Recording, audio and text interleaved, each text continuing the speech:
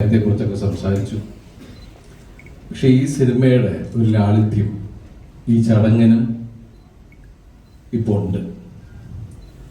പക്ഷേ ഈ വേദിയിൽ നിന്ന് എന്നെ 150ാമത്തെ സിനിമ വരെ എത്തിച്ച എൻ്റെ പ്രൊഡ്യൂസേഴ്സ്, എൻ്റെ ഡയറക്ടേഴ്സ്, എൻ്റെ റൈറ്റേഴ്സ്, എൻ്റെ കൂടെ വർക്ക് ചെയ്ത ആർട്ടിസ്റ്റുകൾ, എൻ്റെ കൂടെ വർക്ക് ചെയ്ത പ്രൊഡക്ഷനിൽ അല്ലെങ്കിൽ യൂണിറ്റിൽ എല്ലാവരോടും ആത്മാർത്ഥമായിട്ടുള്ള നന്ദി ഞാൻ പറയുന്നു. ദൈവത്തിനോടും വലിയ സന്തോഷമുണ്ട്. ഈ സിനിമ പുതിയ തലമുറയിലെ ആളുകളോടൊപ്പമാണ് ഞാൻ വർക്ക് ചെയ്തത്. അവരും ഇതിലെ സംവിധായകൻ പുതിയ ആളാണ്. അതുപോലെ ഇതിൻ്റെ റൈറ്റർ അദ്ദേഹത്തിൻ്റെ 4ാമത്തെ 6ാമത്തെ നിന്ന നെപ്പി തന്നെ കയറി. അപ്പം അങ്ങനെ സിനിമകൾ കൂടട്ടെ. ഷാരീസ് അതുപോലെ സാഗർ, ഇവർ 3 പേരുമാണ് ഈ സിനിമയുടെ കഥ പറയുന്ന സമയം തുടങ്ങി ഇവരൊരുമിച്ച്. ഞാൻ ആദ്യം കാണുന്നത് ബിൻഡോനെയും ഷാരീസിനെയാണ്, ലിസ്റ്റിൻ ബൈ പറഞ്ഞിട്ട്. ആദ്യം ലിസ്റ്റിൻ്റെ കാര്യം പറയാം. ഞങ്ങൾ ഒരുമിച്ച് പലപ്പോഴും യാത്രക്കിടയിലാണ് ഇങ്ങനെ പരിചയപ്പെട്ടുകൊണ്ടേയിരുന്നത്. പിന്നെ പല വേദികൾ വെച്ച് പരിചയപ്പെട്ടു. ആ പരിചയം ഇങ്ങനെ മുന്നിങ്ങനെ പുതുങ്ങി.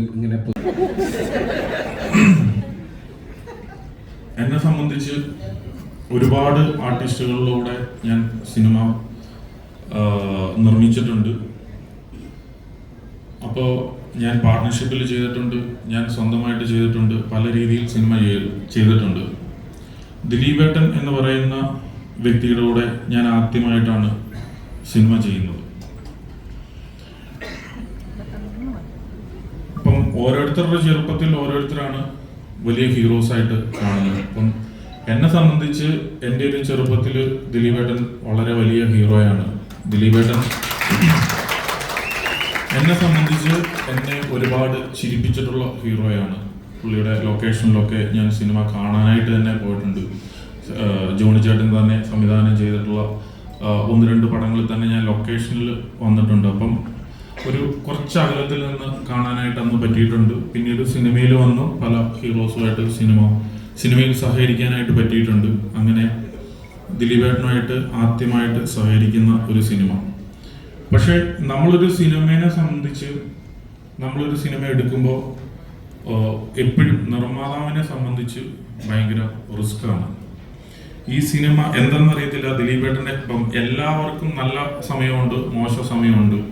അപ്പം ദിലീപേട്ടൻ്റെ ഒരു മോശം സമയത്തിലൂടെയാണ് ഇപ്പം ഇത് മറച്ചു വെക്കേണ്ട കാര്യമല്ല, എല്ലാവർക്കും അറിയാവുന്ന ഒരു കാര്യമാണ്. മോശം സമയത്തൂടെയാണ് പൊക്കൊണ്ടിട്ടിരിക്കുന്നത്. ആ സമയത്താണ് ഞാൻ ഈ സിനിമ എടുക്കുന്നത്. എന്നെ സംബന്ധിച്ച് പറഞ്ഞു കഴിഞ്ഞാൽ, അതായത് വേറെ ഒന്നുമല്ല, ഞാൻ എന്തിന് ഈ സിനിമ എടുത്തു എന്നുള്ളത് എന്നോട് ഒത്തിരി പേര് ചോദിച്ചു. നിനക്ക് മലയാളത്തിൽ ഹീറോ ഇല്ലാത്തതുകൊണ്ടിട്ടാണോ? പക്ഷെ ഞാൻ എടുത്തത് എന്നെ ഒരുപാട് ചിരിപ്പിച്ച ഒരു ഹീറോനെ വെച്ചിട്ടാണ് ഞാൻ സിനിമ എടുത്തതെന്നുള്ളതാണ്. നമ്മൾ ഇപ്പം എന്താണെന്ന് വെച്ച് കഴിഞ്ഞാൽ, കുറ്റം ചെയ്യുന്നത് തെളിയിക്കുന്നത് വരെ ഒരാൾ കുറ്റാരോപിതൻ മാത്രമായിരിക്കുമെന്ന് ഞാൻ വിശ്വസിക്കുന്നു. അപ്പം അതാണ് എൻ്റെ ഒരു ധൈര്യവും, ഈ സബ്ജക്റ്റിലുള്ള നമ്മുടെ ഒരു ധൈര്യവും. ഇത് ദിലീപേട്ടൻ എന്ന് പറയുന്ന വ്യക്തി ചെയ്തു കഴിഞ്ഞാൽ മാത്രമാണ് ഈ സിനിമ തിയേറ്ററിൽ വർക്കാവുമെന്ന് ഞങ്ങൾക്ക് ഒരു പൂർണ്ണമായിട്ട് ഞങ്ങൾ അങ്ങനെ വിശ്വസിച്ചുകൊണ്ടിട്ടാണ് ദിലീപേട്ടൻ്റെ അടുത്ത് ഞങ്ങൾ എത്തിയത്.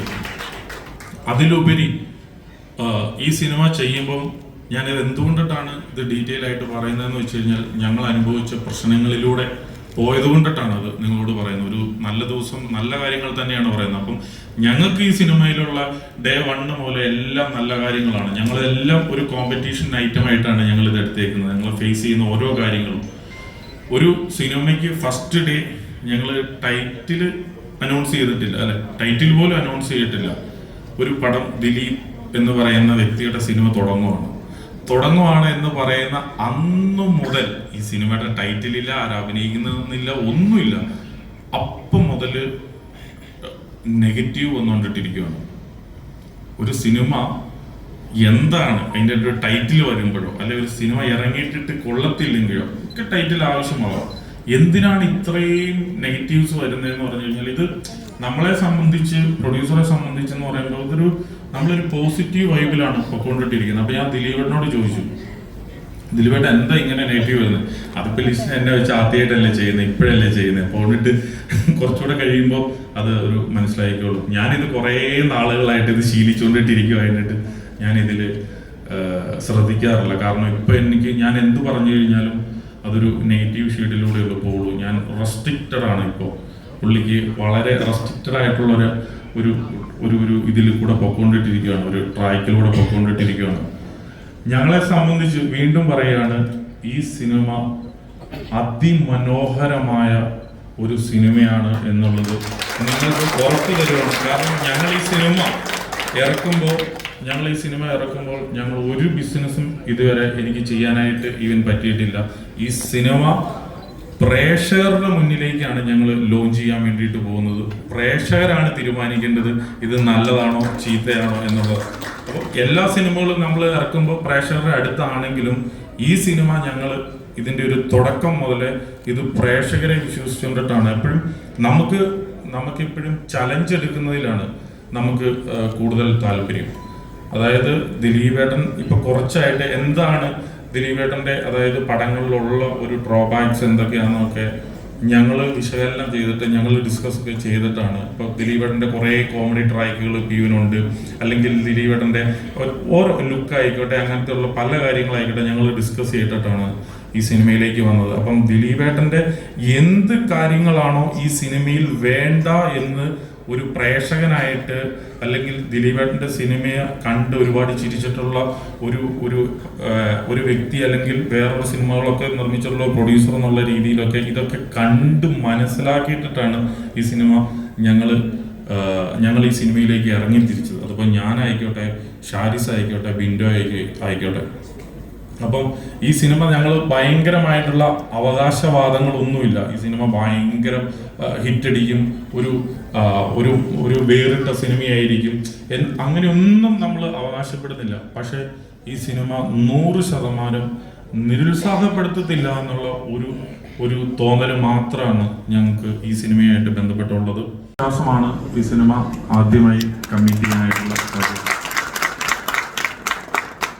എന്ന് വെച്ചാൽ ഇതിന്റെ ഡയറക്ടറെ വിശ്വാസമില്ല എന്നുള്ളതല്ല, നമുക്കൊരു ഹിറ്റൊക്കെ കിട്ടുമ്പോഴാണല്ലോ ആളെ കുറച്ചുകൂടെ വിശ്വാസമാകുന്നത്. അതുകൊണ്ടിട്ടാണ്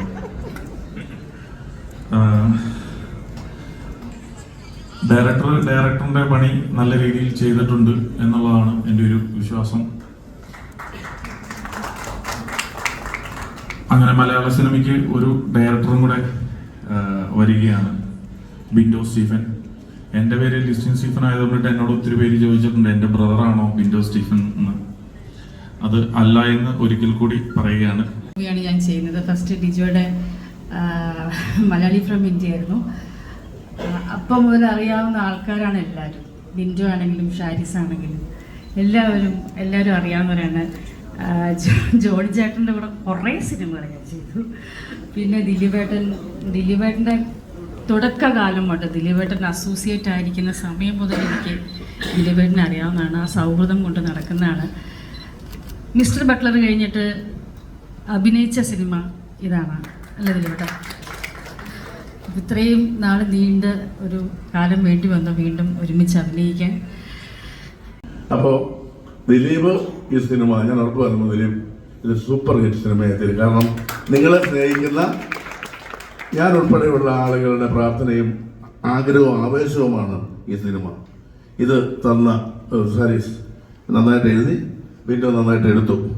തീർച്ചയായിട്ടും നിങ്ങൾ ഈ പടത്തിൽ എന്നെ വിളിച്ചതിൽ എനിക്ക് വളരെ സന്തോഷമുണ്ട്. ഈ സിനിമ നിങ്ങൾ പറയുന്ന പോലെ എനിക്ക് ഷാരിസിനെ കുറിച്ച് പറയാനുള്ളത്, നമ്മൾ ചിലപ്പോൾ ഷാരിസ് വന്നിട്ട് ചോദിച്ചിട്ടാ ആ സീൻ ചോദിച്ചിട്ട് ഇങ്ങനെയാണ്. അപ്പം നമ്മൾ എനിക്ക് തന്നെ തോന്നും കർത്താവേ നിങ്ങൾ ശരിയാവും. അപ്പം നമ്മളൊരു ഡോക്ടർ വന്നിട്ട് പറയാം, ഒരു ഡോക്ടറിൻ്റെ ഒരു പേഷ്യൻറ്റ് വന്നിട്ട് ചോദിക്കാം, കൊച്ചിന് പ്രശ്നമൊന്നുമില്ല, ചെറിയ വയറ്റുവേദന ഉള്ളായിരിക്കും, എന്നാലും പേഷ്യൻറ്റ് അപ്പം നമുക്ക് ഡൗട്ടാവും ദൈവമായി രക്ഷപ്പെടില്ലേ എന്ന് പറഞ്ഞൊരു ഷാരിസ് ചോദിച്ചോട്ടോ. എനിക്ക് തന്നെ തോന്നും കർത്താവ് എനിക്ക് ഞാൻ ചെയ്താൽ ശരിയാവോ, പിന്നെ ഈ സംശയം തീർത്തേ ഇല്ല. ഞാൻ റിലീസ് കഴിഞ്ഞിട്ട് ഒന്നോടെ പോകും. ശരിയായോ എന്നുള്ളത്. അപ്പം ആ ഒരു അത്ര ഇതിനോടുള്ള ഒരു എന്നാ പറയേണ്ടത്, പ്രാണം കളഞ്ഞ് ഇതിനു വേണ്ടി നിൽക്കുക എന്ന് പറയുന്നത്, ഇത്രയും ഡെഡിക്കേഷൻ ഞാൻ ചാൾസ് ശിവരാജിൽ പോലും കണ്ടില്ല.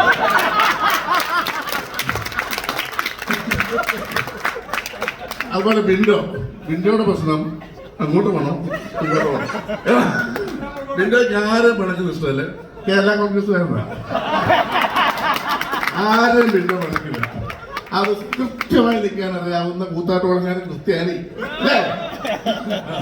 അപ്പം ഈ സിനിമ വലിയ വിജയമാവട്ടെ എന്ന് ആത്മാർത്ഥമായിട്ട് ഞാൻ ആഗ്രഹിക്കുന്നു. അതുപോലെ തന്നെ റിയാസ് ദിലീപിന്റെ ഫാൻസിന്റെ ഇവിടെ വന്നിട്ടുണ്ട്. എനിക്കറിയാം അവരൊക്കെ ചങ്ക് കൊടുത്താണ് കൂടെ നിൽക്കുന്നത്. എനിക്കറിയാം, ഞാൻ അവരുടെ സേവനം ഏറ്റവും കൂടുതൽ കിട്ടിയിട്ടുള്ള ഒരാളാണ് ഞാൻ. അതുപോലെ ദിലീപിനൊപ്പം നിൽക്കുന്ന ആയിരക്കണക്കിന് കുടുംബങ്ങളുണ്ട്. ഈ സിനിമ സൂപ്പർ ഹിറ്റ് ആവട്ടെ. Thank you.